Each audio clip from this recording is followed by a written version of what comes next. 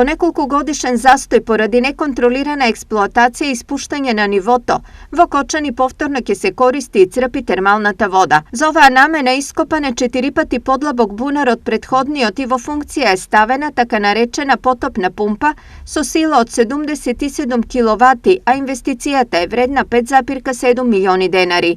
Бунарот овозможува експлоатација на 350.000 метри кубни вода на годишно ниво со температура од 72 степени Целзиусови. Се работи за пумпа со капацитет некаде од околу 60 литри во секунда.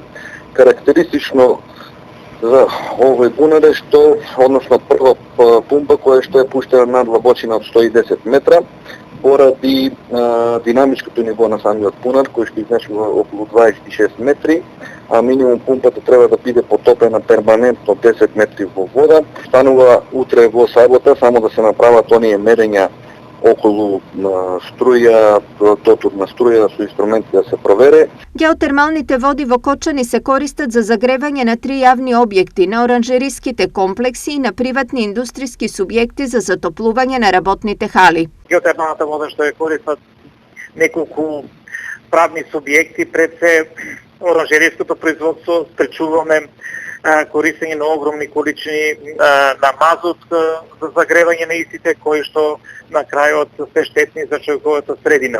Исто така и повеќе училишта и други институции кои што користат топлата вода за загрејање во зимскиот период, ќе добиват доволна количина. 1 метар кубен топла вода заменува 5,4 килограми мазут. Со тоа се постигнува значајна енергетска заштеда, но и се дава голем придонес во зачувување на животната средина.